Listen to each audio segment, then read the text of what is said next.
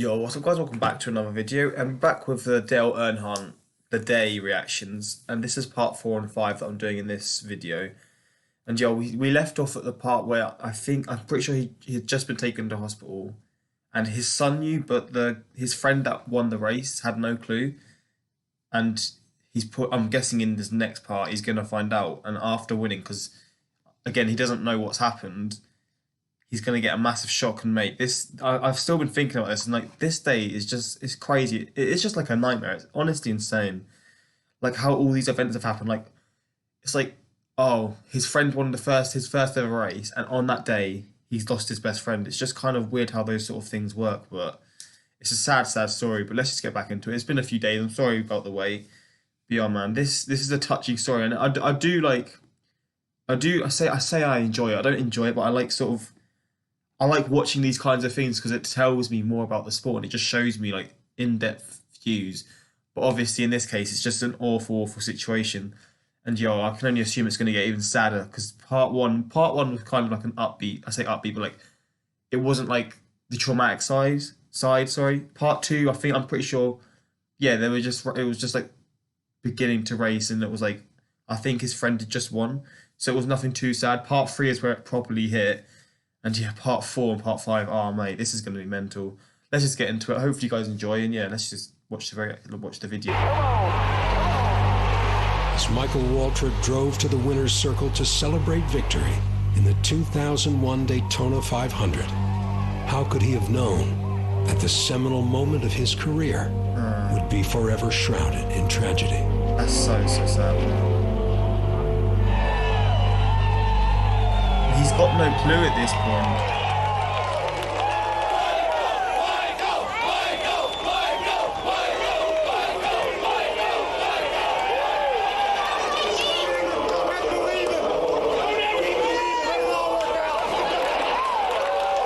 His first ever win was on this day, man. People that didn't know me a month before, now we're all standing in victory lane celebrating winning the greatest race in the world. Everything was just so cool, and it remained that way for probably 20, 30 minutes. God, he wasn't told for We kept watching on the camera, and this looked bad. And you can tell by the people around the car, even though it was in a long shot. Then the ambulance came up, and then Dale was taken out and placed in the ambulance. And then we watched the ambulance going to the hospital. And the ambulance was traveling virtually at walking pace, which meant either a broken back or death. Okay, another subject. Michael Waltrip finally gets his first win after all these tries. Any reaction? Very happy for him. I just wish he could enjoy it a little more because his boss was not there to help him. Okay, we just got word that they had trouble reviving Dale. While Earnhardt's driver, Michael... Did she pass away from the crash instantly? I'm guessing I'm going to find out. If that's the case, that's Michael Waltrip celebrates. Dale Earnhardt rides the back of an ambulance to the Halifax Medical Center. The last thing you want to do is overstate the drama of the situation, and yet you don't want to understate the possibility that things could go really bad.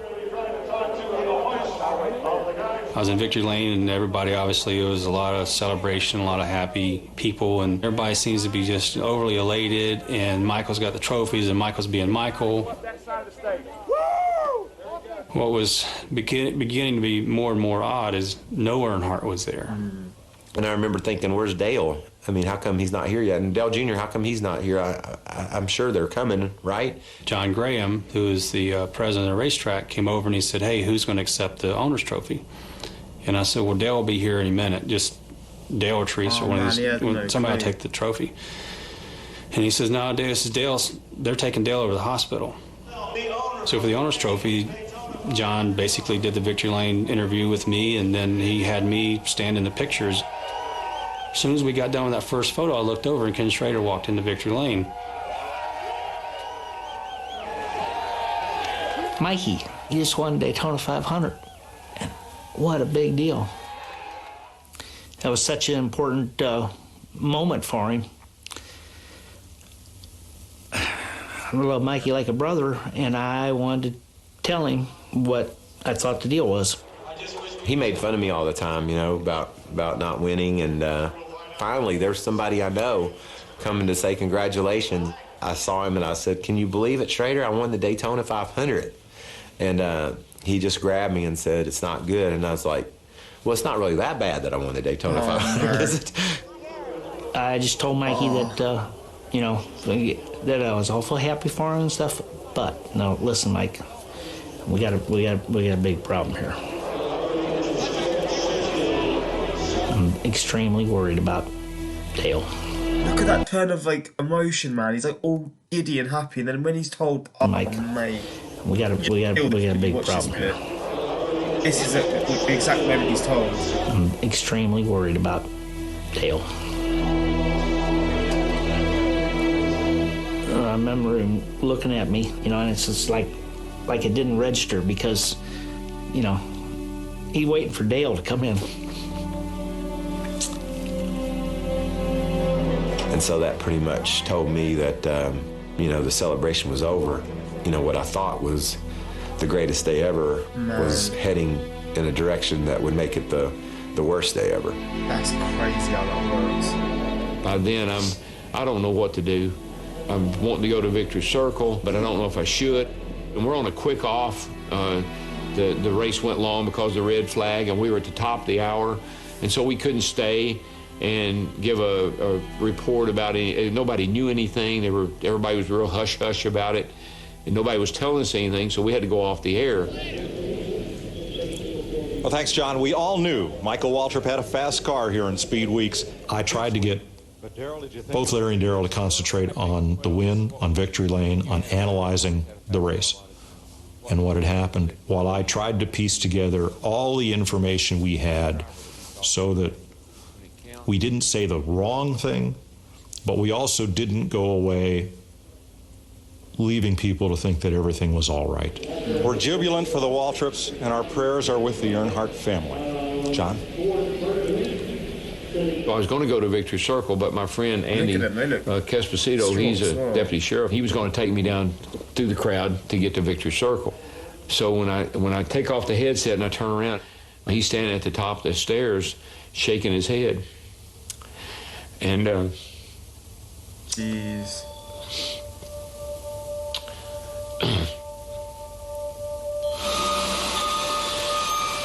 Big Andy's wife she worked at the Halifax Hospital in the emergency room. She had called him and told him to get DW and get down here because Dale didn't One road led to Victory Lane. The other carried a life in the balance. The sport's biggest day had become a cacophony of celebration and sorrow. I didn't know what to do. Even to this day, I don't know why I went to the hospital. I really don't. Family, NASCAR, although everybody that needed to be there was there.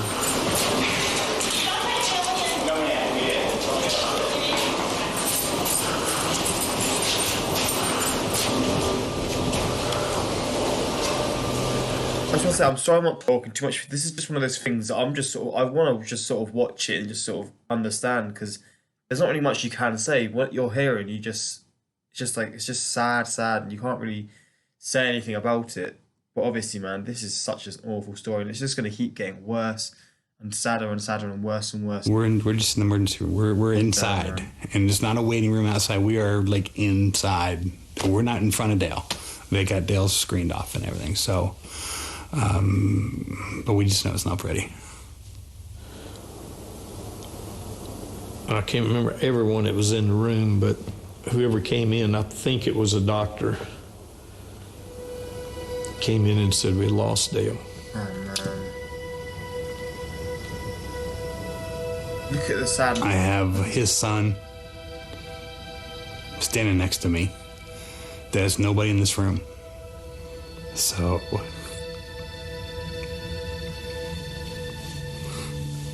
I take care of him. And we just all sit there and not knowing what to expect next. And I remember some of us just had our heads down, and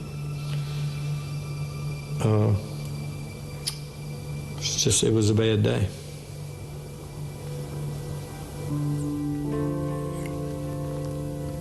I go into the room where all the team members are at. And I remember just looking at all of their faces and just this junk. So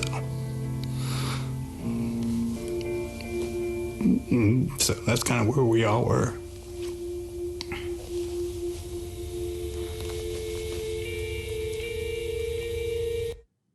Oh, mate. Straight into part 5. I needed to take like a 10-second break because Jesus, man. This part 5 is going to be so sad. And it's just what I find the most like soul destroying thing about this is just like at the beginning of the day, it was also upbeat and like he was and then in the race he was basically protecting his son and his best friend to try and help them, either one of them win the race. It would have been his friend's first time, and obviously it was just his son. He wanted him to get second or first place. And then he was basically just using himself as a shield. I wouldn't say shield, but like just he was trying to protect them. And that just sort of shows the person that he is, man. They had a tactical plan. It actually worked out until, and it's the worst part is it was right at the end of the race. Like, God, man, everything that's just unfolded. It's just like, it's crazy how like things work out like it is.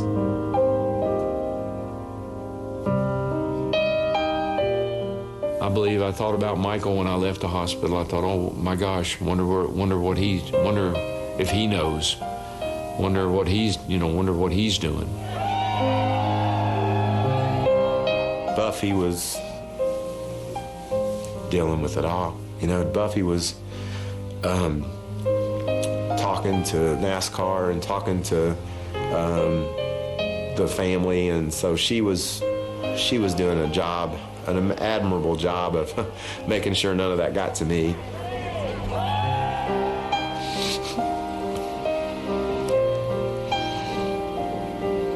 So it's been like hidden from it until all the celebrations were over. Then we got in the van together, and it was the first time I'd been alone with her, and she said, Dale's dead. I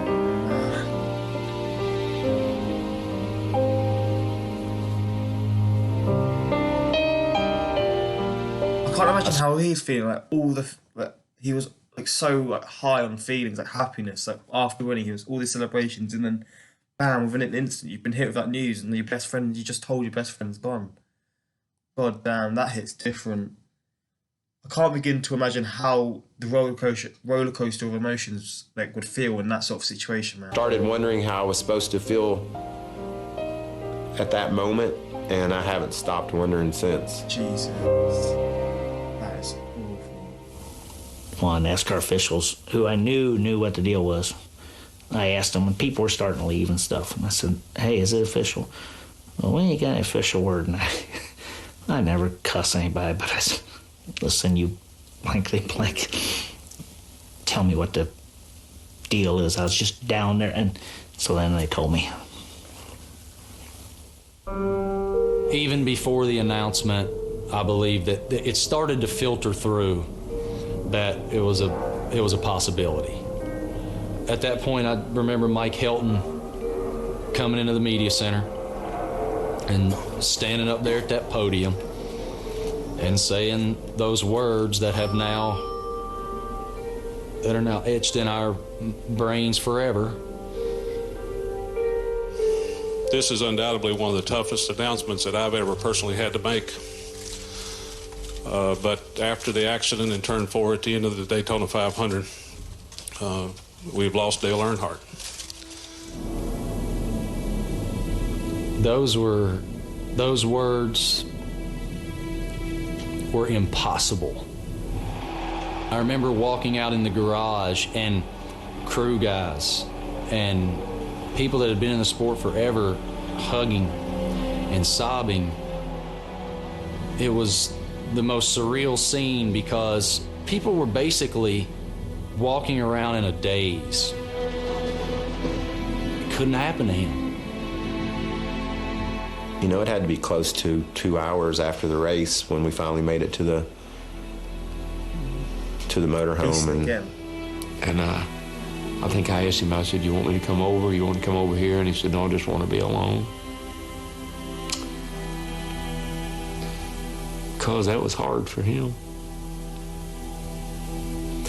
Because Dale had, done, that win meant so much. And to have it, and to not be able to share that. That's the word. That's what makes me feel sad about it as well. He planned for this basically.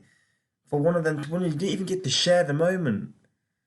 Oh, everything, I've said this like 5-10 times, but everything about this situation is so like soul destroying, man. God damn, this is so like one of those things that you wouldn't think would happen until you hear about it. It's mental. Who gave him the chance, and to first win of his career, Daytona, and he's sitting in his motorhome crying.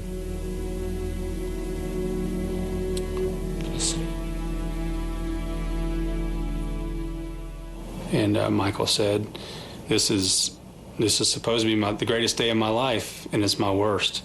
And all I could say through being choked up, and all I said is, Dale knew you won that race. That's all you can say. So. All night Sunday night, I never slept, trying to figure out how this could happen, why it happened, what was next. We lost what I would call our franchise of RCR. Jeez. I lost a very, very close friend that hurt worse than anything. And lost my hunting buddy. This evening, the death of NASCAR legend and giant Dale Earnhardt. At 49, he has died as a result of injury sustained in a crash on the last lap of the Daytona 500 at the Daytona International Speedway. Still can't get that over my head, man. I remember pulling into DEI after we got Dale home and just seeing the hundreds and hundreds of people that were there, and the candles and the "We Miss Yous" and all of their tributes. I remember looking at me and saying, if it ever happens to me, you better get a race. We asked all the employees, if you want to go home and be with your families, go. And I can't recall one person leaving. Their way of overcoming it was to start worrying about Rockingham. I'd like to ask you to do something. I'd like to ask you to take the hand by the person beside you. Lord, our hearts are hurting.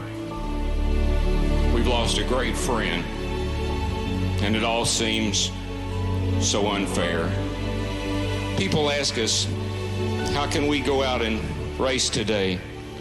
We can do that, first of all, because we know that's what the really nice touch, man. The 3. Oh, that's cool. I do like that. Jeez, that's like a little tiny bright note in such an awful story. would want us to do. And second of all, because, Lord, we know without a doubt that He is dwelling in your house and will forevermore. Amen. 1 week after a sport's darkest hour, DEI driver Steve Park rose to the moment. Here they're going to come to the line. It's going to be a photo finish. Park has the run off the high side. He clears the body, and Steve Park scores the second straight win for Earnhardt Incorporated. Boy, that team needed that.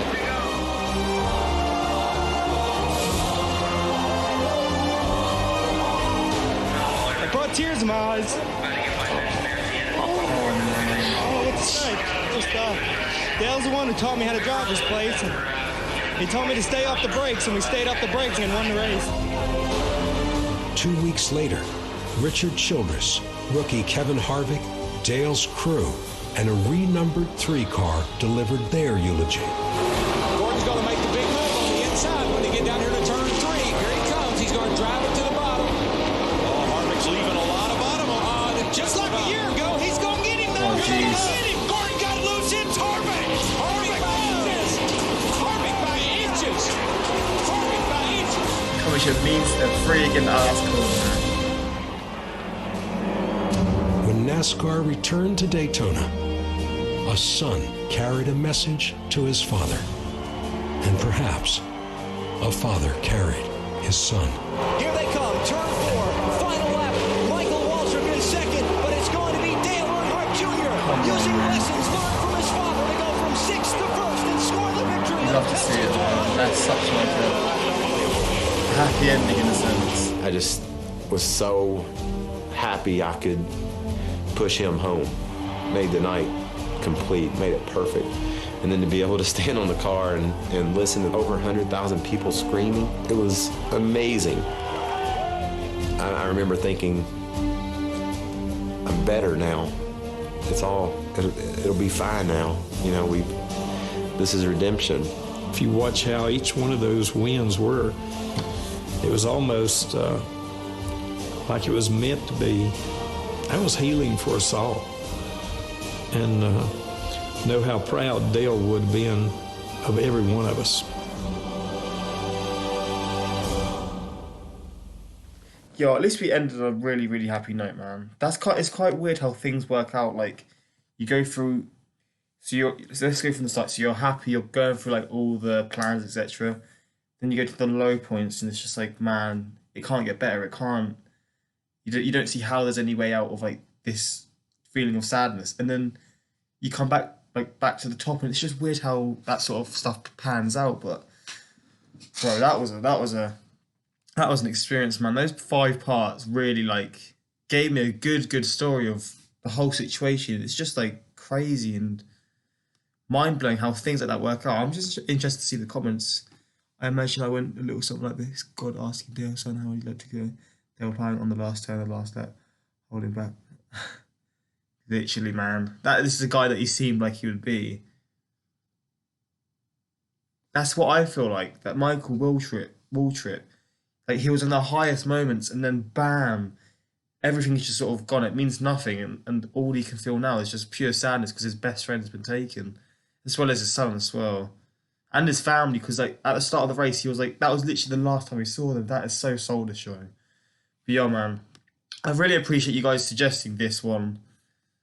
This video for me, because it's just a good eye-opening thing to see the story of the sport and why it means so much to people.